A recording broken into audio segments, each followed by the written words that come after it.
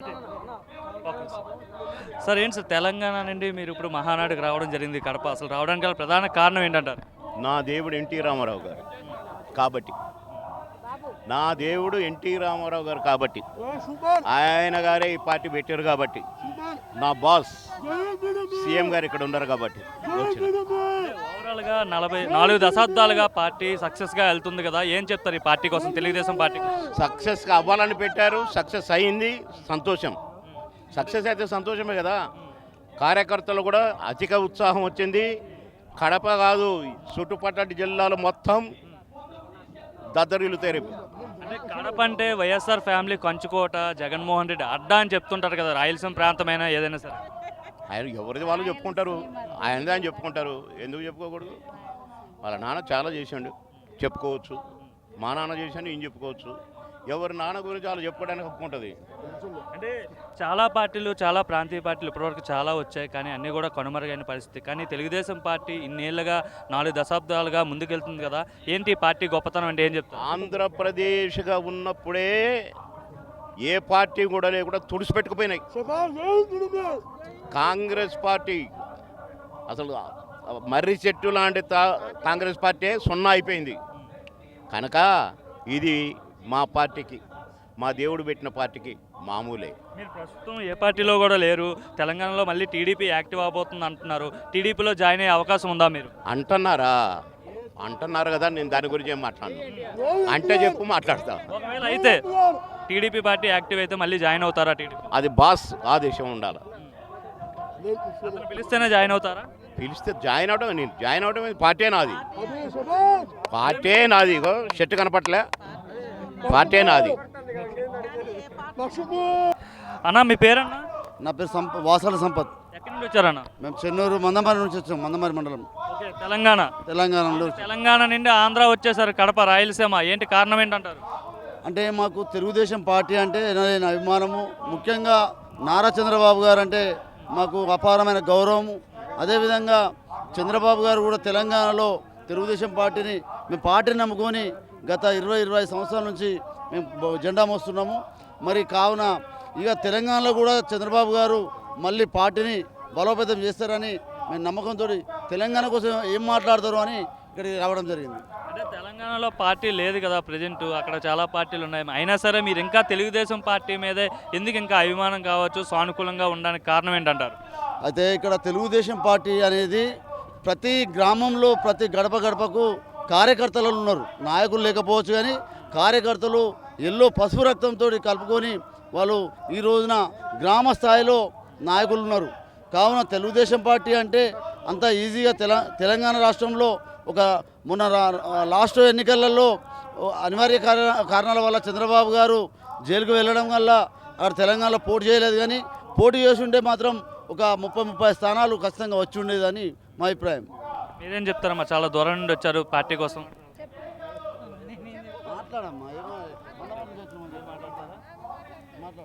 Sir మీ పేరండి? నా పేరు గడిపూడి సాంబశివరావు అండి. ఎక్కడి నుండి వచ్చారండి? గురిజాల నియోజకవర్గం అండి. పల్నాడు జిల్లా నుండి వచ్చారు. ఎలా ఉంది మహానాడు ఏర్పాట్లు కావచ్చు, ప్రాంగణం చూస్తే ఏమనిపిస్తుంది అసలు? బ్రహ్మాండంగా ఉందండి. కనీనిగని రీతిలో ఎప్పుడూ చూడని విధంగా అన్ని ఏర్పాట్లు బ్రహ్మాండంగా ఉన్నాయండి. గత సంవత్సరం నుంచి టీడీపీ మరియు మహాకూటమి చేసిన అభివృద్ధి ఏ విధంగా ఉన్నది ఎవరికి ఎక్స్ప్లెయిన్ చేస్తున్నారండి. ఇంతకుముందు ఎప్పుడైనా మహానాడుకి వెళ్ళారా మీరు? గతంలో కూడా వెళ్ళామండి. వాటికి వీటికి తేడా ఏంటంటారు?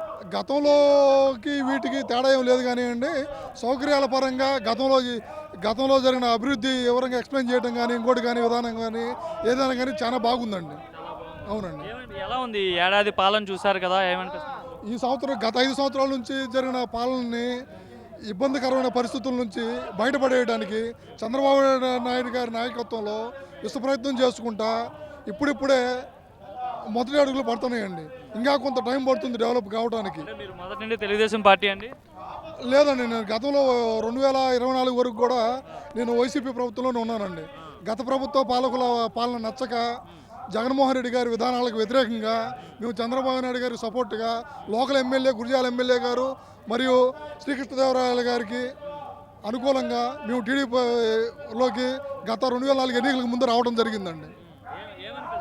అప్పుడు ఆ గతంలో ఆ పార్టీలో ఉన్నారు, ఇప్పుడు ఈ పార్టీలో ఉన్నారు, రెండు పార్టీలకి తేడా ఏంటి, ఏం గమనించారు? గతంలో జరిగిన అన్యాయాలకి, ఇసుక దోపిడీ అయితేనేమి, మద్యం కుంభకోణం అయితేనేమి, రోడ్లు సరిగ్గా వేయకపోవడం అయితేనేమి, రకరకాల డెవలప్మెంట్ పట్టించుకోకపోవడం అయితేనేమి, అమరావతిని పక్కన పడేయటం అయితేనేమి, ఏ విధమైన రకరకాల సమస్యల వల్ల రాష్ట్ర అభివృద్ధి కుంటుపడిందండి. అంటే ఒక పార్టీ అంటే ప్రభుత్వ విధి విధానాలు వదిలేయండి, ఒక పార్టీ పరంగా చూసుకుంటే ఒక కార్యకర్తకు అండగా ఏ పార్టీ ఉంటుంది? వైసీపీ ఉంటుందా లేదంటే టీడీపీ ఉంటుందా ఒక కార్యకర్తకు అండగా? పార్టీ కార్యకర్తగా టీడీపీకి ఎప్పుడూ అండగా ఉంటుందండి. గతంలో ఎప్పుడూ లేని విధంగా ప్రమాద బీమాని 2 లక్షల నుంచి 5 లక్షలకి పెంచిన మొట్టమొదటి పార్టీ టీడీపీ అయ్యి ఉందండి. ఏంటి మరి కడప అంటే మరి మీ మాజీ పార్టీ ఏదైతే మీ వైసీపీ పార్టీ అధినేత జగన్మోహన్ రెడ్డి అడ్డా అని చెప్తుంటారు కదా, మరి అటువంటి అడ్డాలో ఈరోజు మహానాడు చూస్తుంటే ఏమనిపిస్తుంది? అడ్డా అనేది ఏది ఉండదండి. ప్రజలకు అనుకూలంగా కరెక్ట్ సరైన పాలన చేస్తే అడ్డాలు ఏమి ఉండవండి. అడ్డాలు గిడ్డాలు అన్నీ జాంతనయ్యండి ఇందుట్లో. ఖచ్చితంగా కూడా మునుపు గతంలో ఎన్నడూ జరగని విధంగా కడప పార్లమెంటుతో సహా కూడా క్లీన్ స్వీప్ చేసే దిశగా ప్రభుత్వం కూటమి ముందడుగులు వేయబోతుందండి. సాధ్యమవుతుందా? కడప పార్లమెంట్ కావచ్చు, పులివెందుల అసెంబ్లీ కావచ్చు, టచ్ చేయగలరంటారా తెలుగుదేశం పార్టీ? అవుతుందండి, ఖచ్చితంగా అవుతుంది. 151 స్థానాల నుంచి 13 స్థానాలకు వచ్చింది.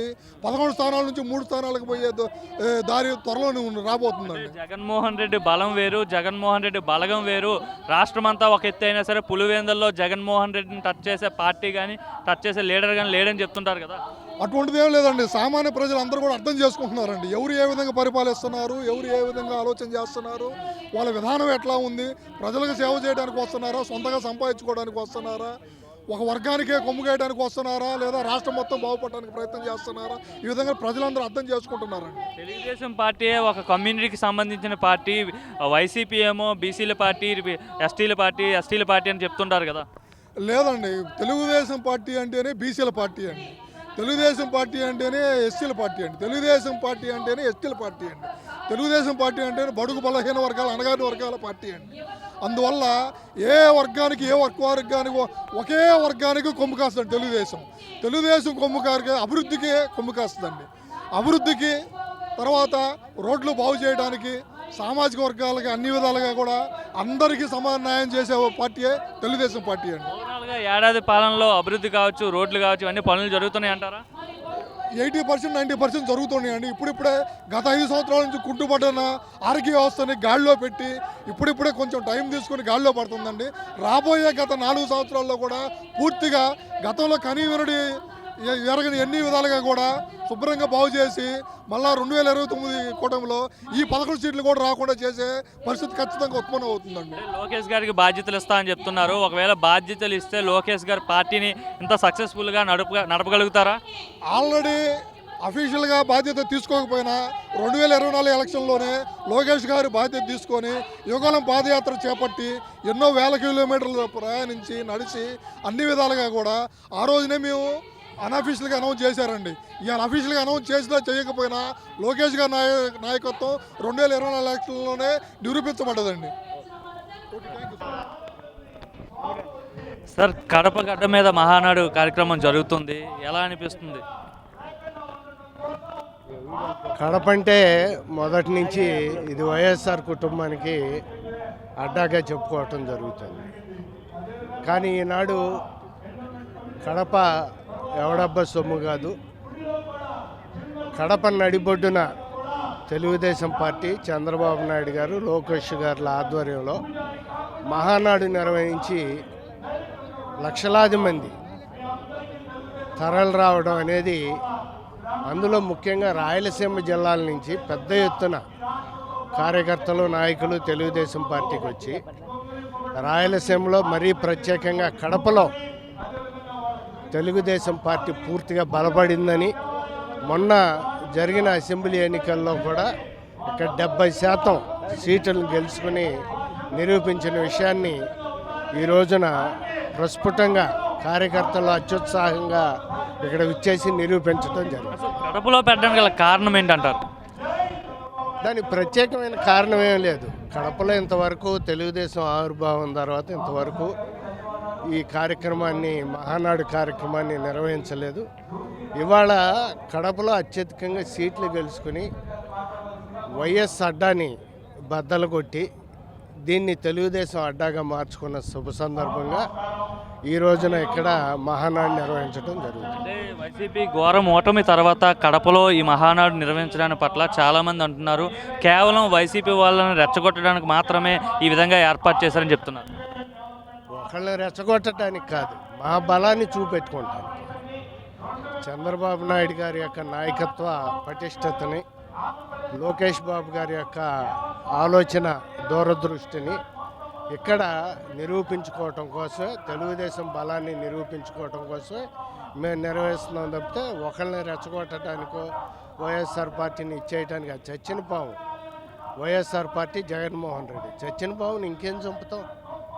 కేవలం మనం మీరేమో చచ్చిన పాము అంటున్నారు, ఆయన ఏమో 3 ఏళ్ళు ఆగండి ఎవరిని వదిలిపెట్టను సినిమా చూపిస్తా అనేసి అయితే అంటున్నారు. జగన్ 2.0 అంటే ఏంటో చూపిస్తా అంటున్నారు. ఆల్రెడీ జగన్ 1.0 సినిమా దారుణంగా ఫెయిల్ అయింది. అందుకని చెప్పే మొన్న ఎన్నికల్లో ఆయన ఓడిపోవటం జరిగింది. ఆయన చూపెట్టే సినిమా చూడటానికి ఇక్కడ ఎవరో ప్రజలు సిద్ధంగా లేరు. 1.0లో ఆయన చూపెట్టిన సినిమాకే బెదిరిపోయి అదిరిపోయి మొత్తం ప్రజలు అతనికి వ్యతిరేకంగా మారటం జరిగింది. కనుక ఇది కేవలం వైఎస్ఆర్ పార్టీ నుంచి కార్యకర్తలు పారిపోకుండా జారిపోకుండా నిలబెట్టుకోవటం కోసమే జగన్మోహన్ రెడ్డి ఇటువంటి మాటలు మాట్లాడారు. అంటే ఈ ఏడాది పాలనలో కూడా చంద్రబాబు ఫెయిల్ అయ్యారు. మొత్తం అంతా రాష్ట్రంలో అభివృద్ధి లేదు, సంక్షేమం లేదు. జూన్ 4న వెన్నుపోటు దినోత్సవం కూడా చేస్తామని చెప్పి జగన్మోహన్ రెడ్డి అంటున్నారు. ఇవన్నీ ఊరినే ఈ పిల్లి కోతలే, అన్నను ద్రాక్ష పుల్లన్లాగా. ఆయనకు అధికారం రాదు. ఇవాళ చంద్రబాబు నాయుడు గారు 1 ఇయర్లోనే ఫెయిల్ అయ్యాడని జగన్మోహన్ రెడ్డి ఎలా చెప్తాడు? మేము కనుక ఫెయిల్ అయి ఉంటే మా కార్యకర్తల నాయకులే వాళ్ళ మహానాడికి ఈ కడప ఇంత దూరాన ట్రాన్స్పోర్ట్ లేదు, ఇక్కడ వసతి సౌకర్యం లేదు, అయినా ఇంత దూరానికి ఇన్ని లక్షల మంది తెలుగుదేశం నాయకులు వచ్చారంటే, కార్యకర్తలు వచ్చారంటే తెలుగుదేశం ఈ సంవత్సర పరిపాలన విజయవంతం అయింది కాబట్టి ఇంతమంది వచ్చారు.